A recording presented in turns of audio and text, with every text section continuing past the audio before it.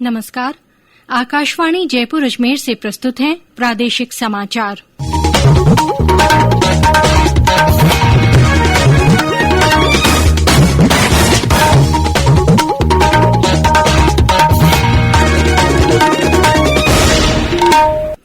मुख्य समाचार।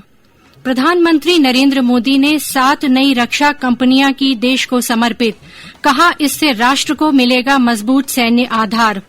देश 100 करोड़ के कोविड टीकाकरण आंकड़े की ओर तेजी से बढ़ रहा है। अब तक 97 करोड़ 18 लाख टीके लगाए गए। संयुक्त प्रवेश परीक्षा जेईई एडवांस का परिणाम घोषित, मृदुल अग्रवाल प्रथम स्थान पर रहे। विजयादशमी का पर्व श्रद्धा और उल्लास के साथ मनाया जा रहा है और प्रदेश में अधिकांश जिलों में तापमान में आई गिरावट, कल से नया बारिश तंत्र सक्रिय होने के आसार।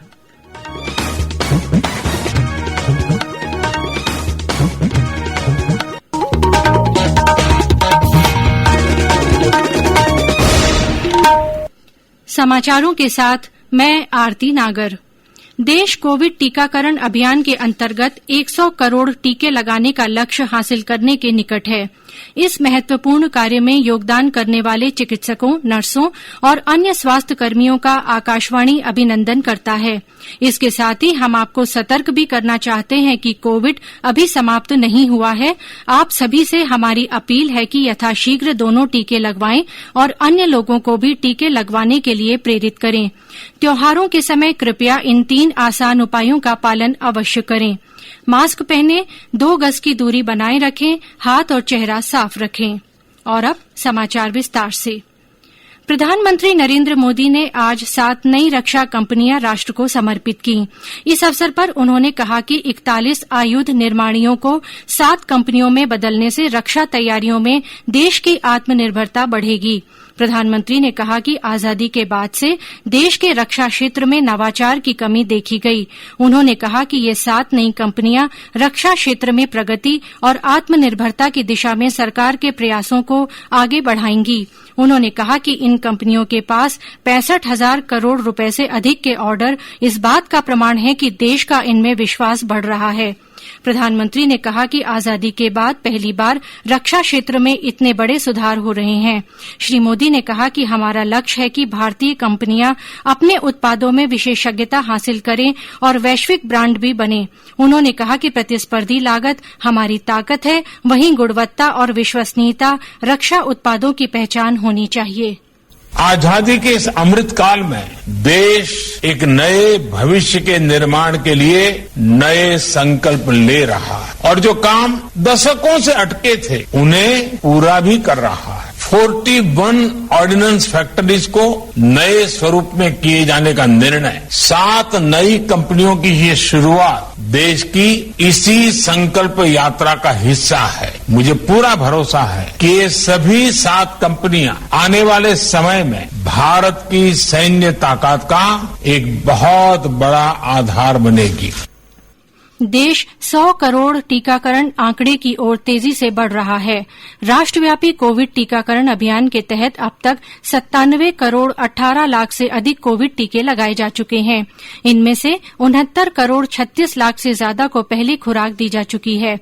स्वास्थ्य मंत्रालय के अनुसार देश में कोविड से स्वस्थ होने की दर अब 98.07% हो गई है। इधर प्रदेश में भी टीकाकरण उत्साह के साथ जारी है। आज 4,000 से अधिक केंद्रों पर टीकाकरण किया गया। अब तक 5 करोड़ 98 लाख 85 हजार से ज्यादा कोविड टीके लगाए जा चुके हैं। इनमें 4 करोड़ 17 लाख 74 हजार से ज्यादा को पहली और 1 करोड़ 81 लाख 10 हजार से अधिक को वैक्सीन की दोनों खुराक दी जा चुकी है। 12 जिले में चिकित्सा विभाग की टीम घर घर जाकर लोगों से टीका लगवाने की अपील कर रही है। जिले के मुख्य स्वास्थ्य अधिकारी ने बताया कि अब तक 80% पात्र लोगों को वैक्सीन की पहली डोज दी जा चुकी है। 12 जिलों में वैक्सीनेशन को लेकर घर घर जाकर जो छूटे हुए लोग हैं उनको चिन्हित कर उनको ज्यादा से ज्यादा लोगों को वैक्सीनेशन कराने के लिए बुलाया जा रहा है। और हमारे 12 जिलों में लगभग फर्स्ट डोज 80% लोगों को लगाई जा चुकी है और लगभग 26% लोगों को सेकंड डोज लगाई जा चुकी है। आगे भी हमारे टारगेट को 100% अचीव करने के लिए हमारे प्रयास जारी है और इसमें चिकित्सा स्वास्थ्य विभाग के समस्त कर्मचारी और अधिकारी पूरी तरह से पूरे दमखम के साथ लगे हुए हैं। आदिवासी बहुल क्षेत्र बांसवाड़ा में भी टीकाकरण पूरी रफ्तार से जारी है।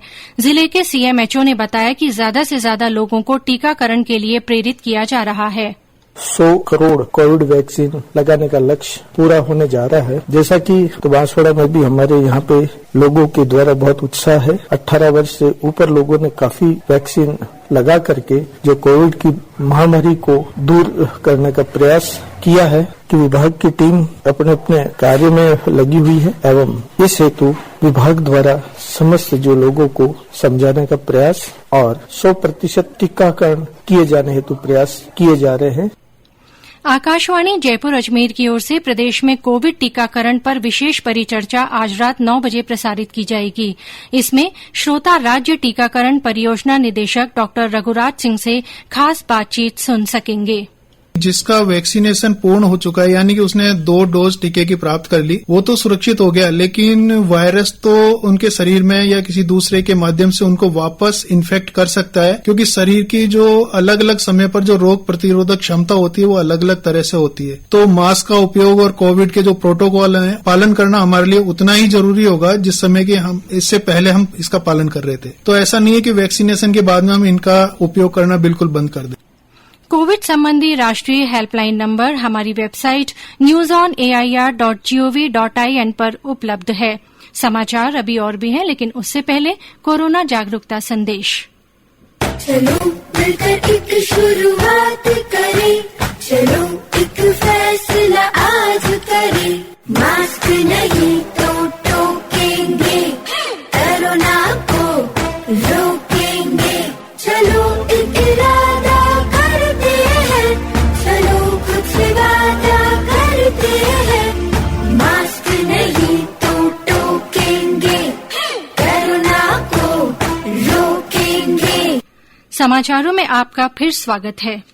संयुक्त प्रवेश परीक्षा जेईई एडवांस 2021 का परिणाम घोषित कर दिया गया है। मृदुल अग्रवाल प्रथम स्थान पर रहे हैं। काव्या चोपड़ा ने महिला वर्ग में शीर्ष रैंक हासिल की है।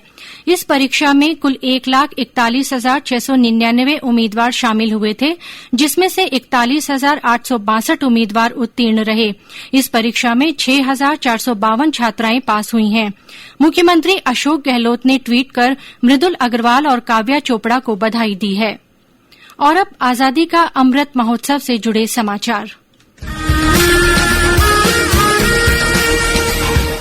आजादी का अमृत महोत्सव।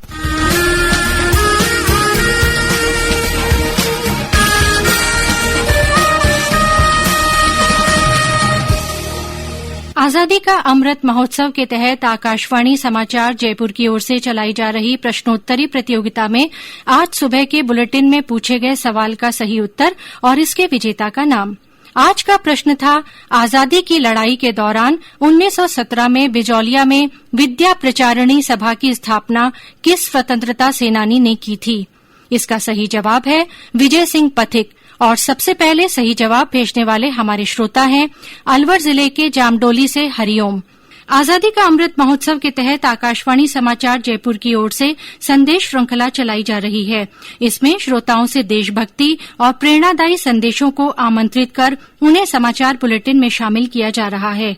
सुनिए जयपुर से हमारी श्रोता का संदेश। मैं जयपुर से डॉक्टर ममता शर्मा बोल रही हूँ। 75 आजादी का महोत्सव एक बहुत सराहनीय प्रशंसनीय कार्य है। इसके द्वारा हम सब अपने स्वतंत्रता सेनानियों के देश प्रेम, देशभक्ति और देश बलिदान के बारे में जानेंगे और साथ ही वो युवा और बच्चे जो कि वो भूल रहे हैं और शायद जानते ही नहीं है। Thank you. विजयादशमी का पर्व श्रद्धा और उल्लास के साथ मनाया जा रहा है। ये दिन बुराई पर अच्छाई की विजय के प्रतीक के रूप में मनाया जाता है। इस अवसर पर रावण, मेघनाद और कुंभकर्ण के पुतलों का दहन किया जाता है। दशहरे पर मंदिरों में विभिन्न आयोजन किए जा रहे हैं। झालावाड़ जिले के झालरापाटन के प्रसिद्ध सूर्य मंदिर में विजयादशमी पर्व पर ध्वज फहराने की परंपरा पूरी की गई। जिले में कई स्थानों पर मिट्टी के पुतले बनाकर उनका वध करने की रस्म भी पूरी की गई। इस अवसर पर बूंदी में नेजा की सवारी निकाली गई। धौलपुर, सिरोही और भरतपुर सहित विभिन्न स्थानों पर कई संगठनों द्वारा शस्त्र पूजन किया गया। उधर जैसलमेर में सीमा सुरक्षा बल सेक्टर मुख्यालय पर भी शस्त्र पूजन कार्यक्रम हुआ। हालांकि इस वर्ष भी कोरोना दिशा निर्देशों की पालना के कारण रावण दहन और दशहरा मेलों के आयोजन बड़े पैमाने पर नहीं किए गए हैं। राजस्व दिवस के मौके पर आज प्रदेश में विभिन्न कार्यक्रम हुए। जयपुर में राज्य स्तरीय कार्यक्रम वर्चुअल माध्यम से हुआ, जिसमें विभिन्न जिलों से लोग जुड़े। समारोह में राजस्व मंत्री हरीश चौधरी ने भूमि सुधार कार्यक्रम के बारे में जानकारी दी। जयपुर के जवाहर कला केन्द्र में आज से राष्ट्रीय अमृता हाट की शुरूआत हुई। ये मेला 24 अक्टूबर तक चलेगा। महिला और बाल विकास विभाग की ओर से स्वयं सहायता समूहों की महिलाओं के उत्पादों को बाजार उपलब्ध कराने के लिए हर साल इस मेले का आयोजन किया जाता है। और अब मौसम। प्रदेश के अधिकांश जिलों में तापमान में गिरावट दर्ज की गई है। मौसम विभाग के अनुसार पिछले 24 घंटों के दौरान ज्यादातर जिलों में रात का तापमान 20 डिग्री सेल्सियस से नीचे रहा। वहीं सीकर में ये 13 डिग्री सेल्सियस रिकॉर्ड किया गया। प्रदेश में कल से नया बारिश तंत्र सक्रिय होने की संभावना है। बंगाल की खाड़ी में कम दबाव का क्षेत्र बनने से एक नया पश्चिमी विक्षोभ सक्रिय होने के आसार हैं, जिससे प्रदेश के जयपुर, भरतपुर, कोटा और बीकानेर संभाग के कुछ जिलों में कल हल्की बारिश हो सकती है। और अंत में मुख्य समाचार एक बार फिर। प्रधानमंत्री नरेंद्र मोदी ने 7 नई रक्षा कंपनियां देश को समर्पित की। कहा, इससे राष्ट्र को मजबूत सैन्य आधार मिलेगा। देश 100 करोड़ के कोविड टीकाकरण आंकड़े की ओर तेजी से बढ़ रहा है। अब तक 97 करोड़ 18 लाख से ज्यादा टीके लगाए गए हैं। संयुक्त प्रवेश परीक्षा जेईई एडवांस का परिणाम घोषित हो गया है। मृदुल अग्रवाल प्रथम स्थान पर रहे हैं। विजयादशमी का पर्व श्रद्धा और उल्लास के साथ मनाया जा रहा है। और प्रदेश में अधिकांश जिलों में तापमान में गिरावट आई। कल से नया बारिश तंत्र सक्रिय होने के आसार हैं। इसी के साथ प्रादेशिक समाचार बुलेटिन समाप्त हुआ। नमस्कार।